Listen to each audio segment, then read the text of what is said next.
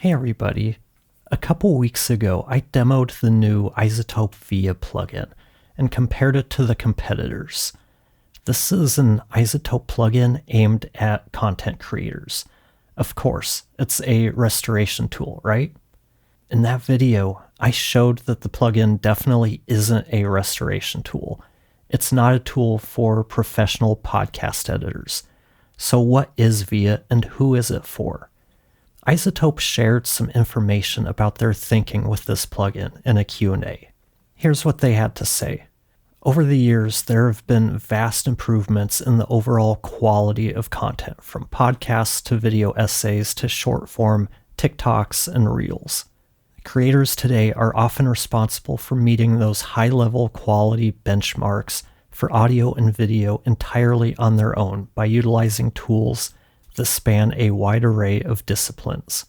Most of the time when a creator is starting out, they are doing everything. And when it comes to professional sounding audio in content creation, this usually means setting up complex chains of plugins for each voice. Most modern audio software comes with tools to enhance a voice, but often requires prior knowledge to determine which of these tools are the right ones to use, what order to arrange them in, and how to set each one correctly. We're starting to see more tools help make this side of audio production easier, but often these tools for creators only handle noise or other specific types of processing. And if that is not the case, you have to fully buy into an all-in-one service. VEA was created to make the audio side of creating easier by delivering great results that are catered to the audio you are working with. VEA has everything you'll need all within one plugin, which can be used in any DAW, NLE, or app of your choice, as long as it supports VST3, audio units, or AAX plugins. Someone asked about the difference between VEA and RX's Repair Assistant, and this was their response. For the clean control, we used a slightly different technique for denoising between Repair Assistant and VEA. VEA features 2 stages of low latency, static, and adaptive denoising, while Repair Assistant currently uses one or the other. So while they could sound similar in low amounts, VEA can go a bit further than RX10's Repair Assistant. I asked them about the lack of reverb reduction in this plugin, and this was their response. Removing reverb is something we hope to handle better in VEA in the future. Being able to gain match is also something we've heard from others, and we'll look at ways we might incorporate this in VEA for the future. And they continued with, I'll share this with the RX team. They are aware of the need for better reverb reduction in RX as well as VEA, and are looking at ways to make this better for Izotope products in the future. I had also asked them how they envisioned pros using this plugin, and that question unfortunately went unanswered. But at least we do know that the development team is aware that their reverb reduction tools need some improvement, that they're no longer leading the pack. With all that in mind, I'll test VEA out in the context of shaping and improving good recordings to give it that finishing touch. I'll use some audio from a recent call Tara and I had. Tara was recording with her MV7 connected via USB in her minimally treated office, which has vinyl flooring. I was using my Earthworks Ethos and my acoustically treated space. So let's see if VEA performs better in this context. Here we are in Hindenburg. Let's load up an instance of VEA and see what it does. First thing, it wants us to play it some audio, so we'll feed it something. So it sounds like authenticity is a big part of what you're recommending, because I know in 2023, personal branding is a big part of any kind of inbound marketing strategy. Let's load up VEA on Tara's track, and then we'll play around with the settings and see what it does. I mean, I would say the more you're willing and can and are able to do, the better. So at a bare minimum, I might have a show.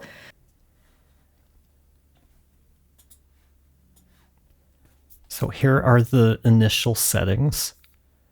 I do find it kind of interesting that the settings for both voices are exactly the same. I'm not sure if the processing behind the scenes is different for the two.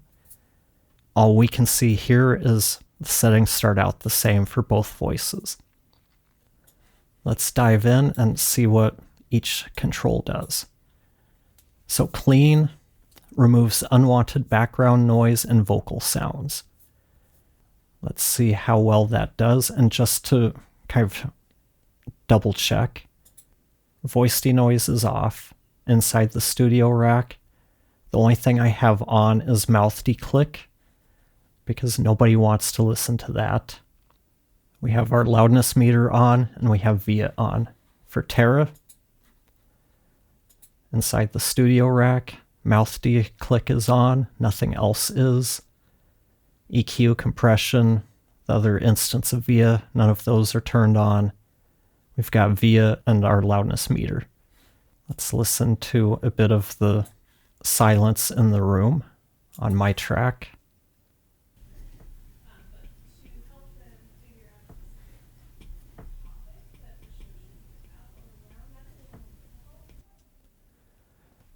I can tell I'm writing some sort of note, and there's definitely some hiss there.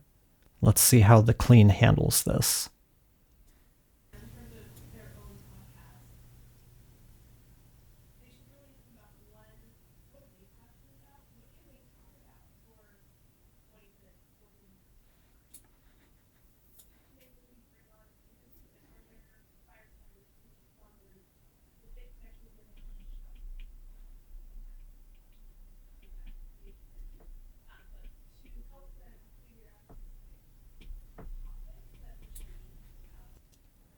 Let's go back to where we didn't have the tapping. It doesn't matter how high we turn the clean, we're not going to cut out the mic bleed completely. So I'm just trying to cut out the constant hiss or white noise.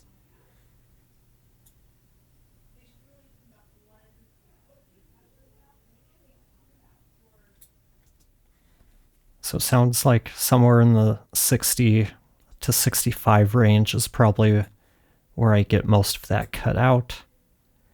Let's see how it sounds with just the voice. Make sure we're not getting any artifacts.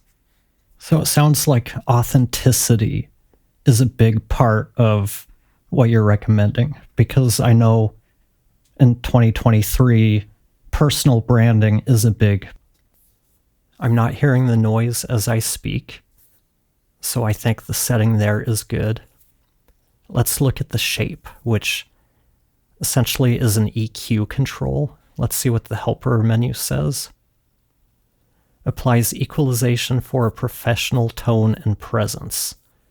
In the FAQ, they talked about it applying or trying to apply processing to hit a target reference, but it's not clear if there's different references or just kind of one generic one. So that's one of those behind the scenes things we don't really know.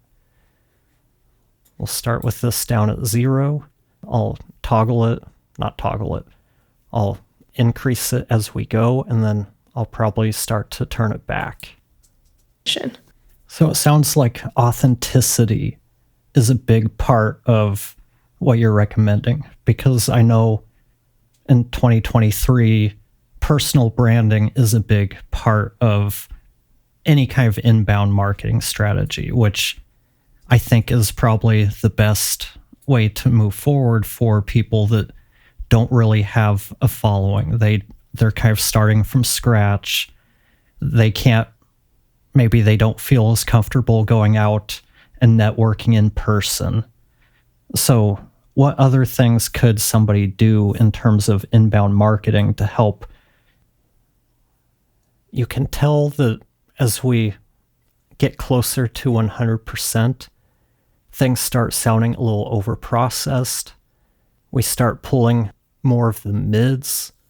So it sounds like to me that, at least on my voice, the sweet spot for this is probably somewhere between 40 and 60, maybe 70%. It seemed like 85% is when it started transitioning into that overprocessed sound. So let's play it back one more time. And what I'm hearing is I increase this at 0, you hear the natural voice. As we get to around midpoint 50%, the voice starts cleaning up. We start losing some of that mud and we have more clarity. And that continues until 70, 75, 80%. And that's when it starts kind of going over that edge and out of the sweet spot.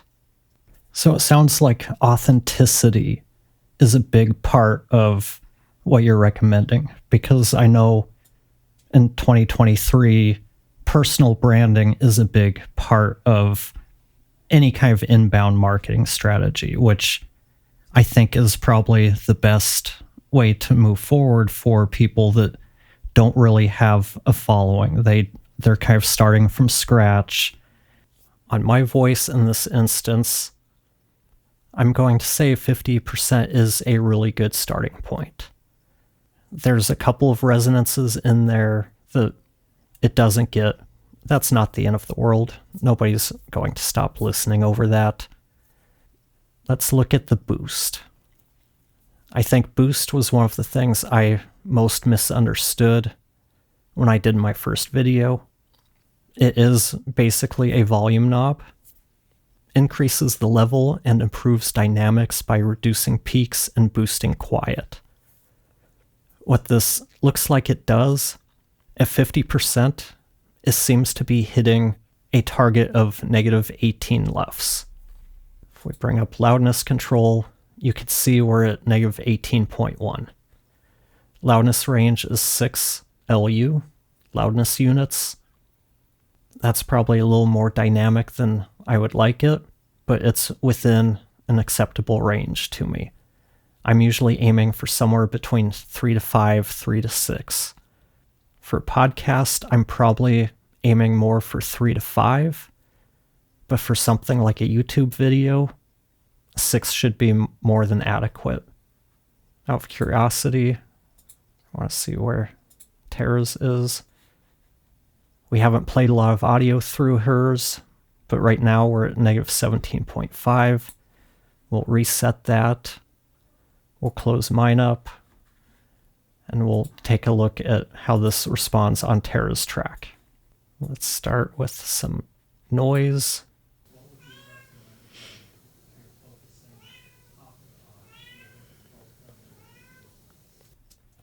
We can tell there's a lot of hiss on hers, which makes sense. She's using a dynamic mic, the MV7, and I'm using a condenser, so her mic's going to need more gain, hence more noise. We're not going to get rid of the meowing cat. That's what he does when we're locked away recording. But let's see if we can clean up that hiss.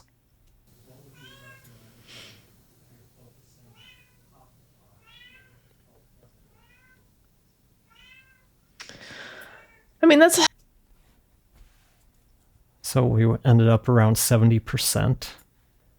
Let's make sure we're not getting any noticeable artifacts on the voice. I mean, that's a tough question without knowing more specifics about them and what their goals are. When I talk to people, one of the first things I tell them is we need to clarify. Okay, so I'm not hearing any artifacts here. Let's move on to the shape. We'll start at 0 and we'll sweep it all the way to 100, listening to how it sounds. I mean, that's a tough question without knowing more specifics about them and what their goals are. When I talk to people, one of the first things I tell them is we need to clarify what your goals are. And by goals, I mean, where do they want to go if everything's gone right? Here, 100% is really noticeably bad. Again, it seems like to me The sweet spot's somewhere in that 30 to 70%, maybe 40 to 60%. But somewhere in that range is where everything cleans up. We don't notice a huge loss of low-end power, and it's sounding like a cleaner version of the recording and not overprocessed. We'll sweep it back and see what it sounds like. I mean, that's a tough question without knowing more specifics about them and what their goals are. When I talk to people, one of the first things I tell them is we need to clarify what your goals are. And by goals, I mean, where do they want to go? If everything's gone right, what does that look like? How many clients are they serving? Who are they serving? What topics interest them? What topics are they passionate about? Because I can give just a list of topics. Shape also seems to be doing a little bit for the reverb in the room. I still contend that that is the biggest miss with this plugin. If you're developing a plugin aimed at content creators, noise reduction and reverb reduction are the two most important things. Again, I don't know why Izotope decided to skip that, but here we are. And again, with her, 50% the starting point seems like a really good place to start. Looking at the loudness meter, again, we're at negative 18 LUFS, which seems to be a pretty good place for mono tracks. For podcasts, mono is recommended at negative 19, so we're about 1 LUF louder than that. That's not going to be a deal breaker. So I think starting at 50% is going to be a really good place to start. And you could probably leave it there for your content. If YouTube thinks it's too loud, they'll just turn it down. Now that we have looked at how VEA performs within that context, what do you think? Does it offer something to content creators who might be looking for a cheap, easy-to-use plugin? I still question the lack of a dedicated reverb reduction control on this plugin. Is VEA a replacement for learning how to EQ and compress audio? Probably not. Will anybody listening or watching care if VEA was used instead of a dedicated EQ and compressor? No. Provided the audio is recorded well, with low to moderate noise, and doesn't have a lot of reverb, VEA is more than capable for the average content creator and their audience. It's not going to turn bad recordings into studio quality, and luckily Izotope isn't marketing VEA as that. The one place I see this plugin doing really well is with video content creators. I know that audio handling in Final Cut Pro is a nightmare. There's no loudness normalization function, no built-in loudness meter. I usually end up bouncing the audio out to Logic or Hindenburg for mixing and loudness management. This plugin can help me save that step on quick turnaround projects. In fact, this video was mixed using only VEA in Final Cut Pro. I hate doing this, but my content strategist tells me I need to do a better job with it. So, if you find value in the content that I'm creating, please consider donating to my Ko-fi at ko-fi.com/Jesse McEwen. You can find a link in the description below. This will help me purchase new plugins and gear to review for you. Value for value. I'd much rather have subscriber-supported content than to run ads to try to help pay for the gear to review. And if you happen to know anybody who works at B&H or Sweetwater, or even a music manufacturer that makes audio gear used by podcasters and content creators, let me know. I would love to build a relationship where they send me free gear to review, I review the gear, promote their company, and send it all back. I don't need a closet full of gear that I'm never going to use. I just want gear that I can review and be able to help you make the best decisions you can when purchasing. And as usual, I hope you found this video helpful, and I'll see you next time.